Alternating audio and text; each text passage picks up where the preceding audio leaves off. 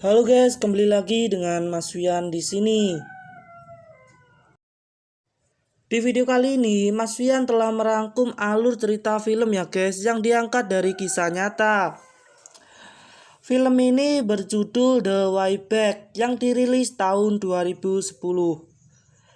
Berkisah tentang sekelompok tahanan Uni Soviet yang dipenjara di Gulag Siberia, lalu melarikan diri sejauh 6.400 km sampai ke India. Bagaimana keseruannya? Mari kita ke alur cerita filmnya. Tokoh utama kita ini guys bernama Janusz.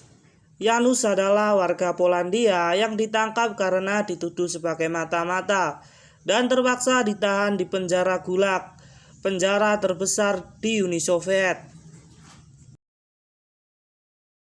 Di sini Janusz merencanakan pelariannya bersama narapidana lainnya seperti Mr. Smith yang berasal dari Amerika Serikat dan Valka yang merupakan pembunuh dari kasta Urki.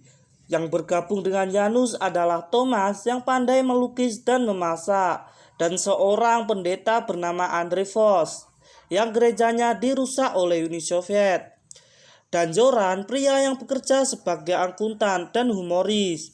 Dan yang terakhir ada Kazik, pria yang memiliki penyakit rabun senja. Film diawali dengan adegan yang kelam. Ada seorang pria yang sedang diinterogasi karena dituduh sebagai mata-mata. Pria ini bernama Janusz. Pemerintah Uni Soviet tahu kalau Janusz tidak akan menjawab tuduhan tersebut. Maka mereka membawa istri Janusz untuk diinterogasi. Entah apa yang dilakukan Uni Soviet sehingga istrinya mengkhianati dirinya. Istrinya memberitahukan bahwa dirinya anggota Partai Komunis yang sedang memata-matai Stalin. Sebagai hukumannya, dia dikirim di penjara Gulag selama 20 tahun lamanya. Siberia dipilih karena tempatnya yang terpencil dan dikelilingi alam liar. Suhunya yang dingin mampu membuat mati seseorang yang kabur di perjalanan. Dan pemerintah Uni Soviet akan memberikan imbalan kepada warga sekitar jika menangkap tahanan yang kabur dalam keadaan hidup ataupun mati.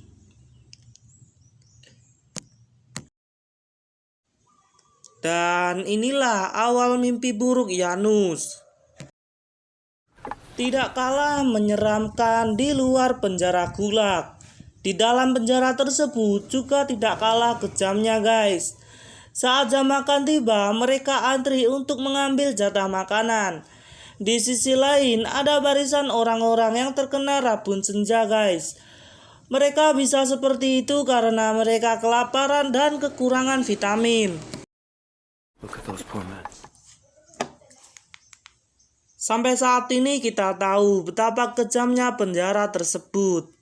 Secuil roti saja sangat berharga agar bisa bertahan hidup di keesokan harinya.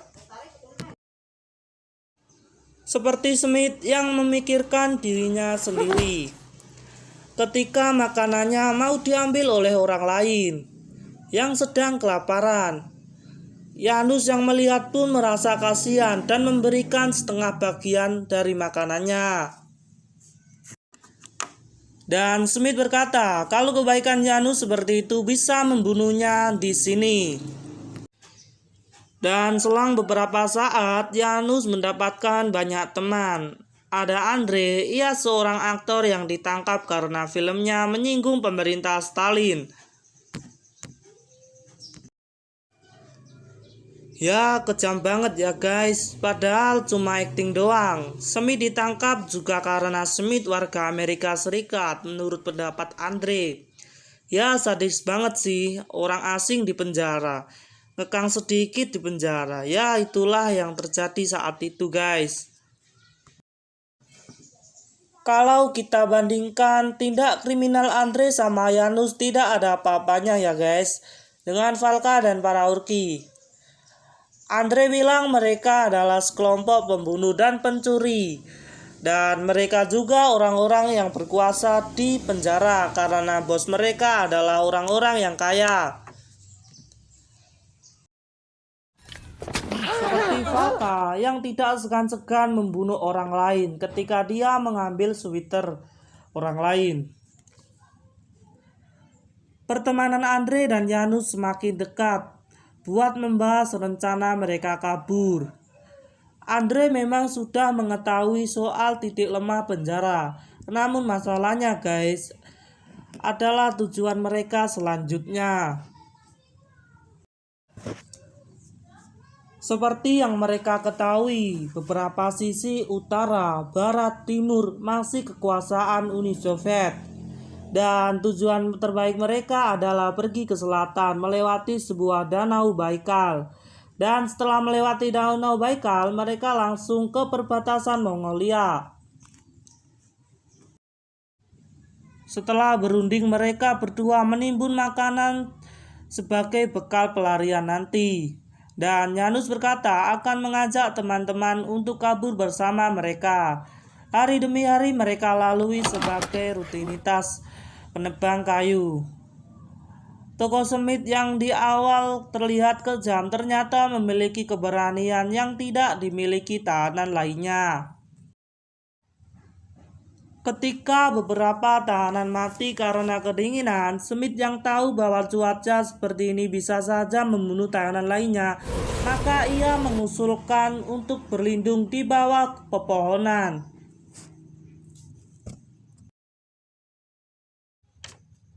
Namun penjaga menolaknya dan menyuruh para pekerja melanjutkan pekerjaan mereka. Smith pun membantah walau penjaga nodongin pistol dan dia pergi ke pepohonan. Karena sang penjaga juga tidak mau kehilangan banyak orang yang mati, maka ia mengizinkan para tahanan untuk membuat kemah di hutan sementara. Di adegan inilah guys, Janus, Smith, Valka, Thomas, Andre Vos, Kazik, dan Zoran dipertemukan. Mereka saling berkenalan. Meskipun selamat dari badai salju, namun malamnya para penjaga sedikit memiliki dendam kepada Smith. Akhirnya ia sama Janus ditempatkan di tempat kerja yang lebih berbahaya, yaitu pertambangan. Udara yang pengap dan jauh dari cahaya hingga membuat Janus halusinasi.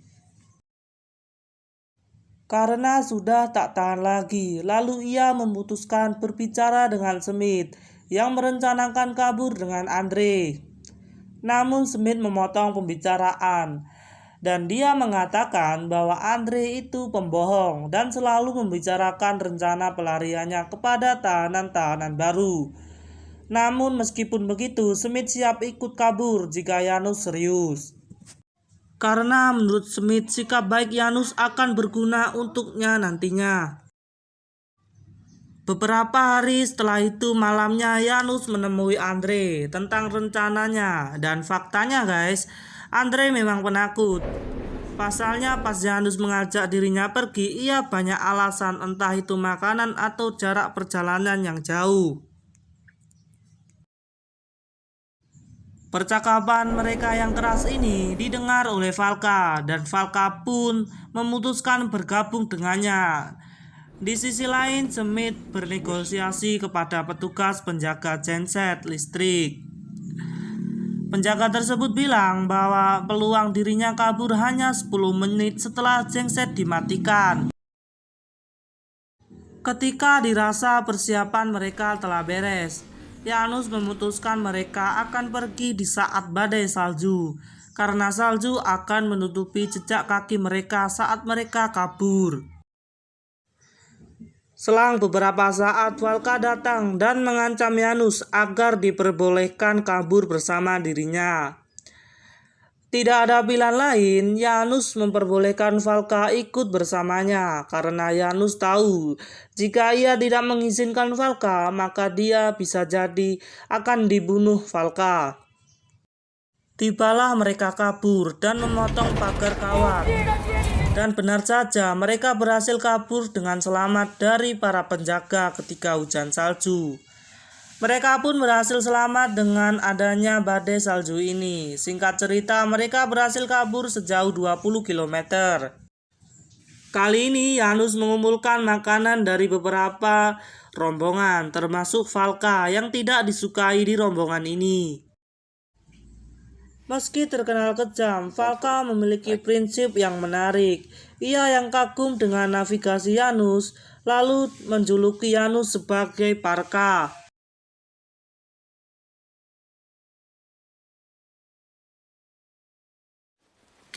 To share everything. And you, What? do you have?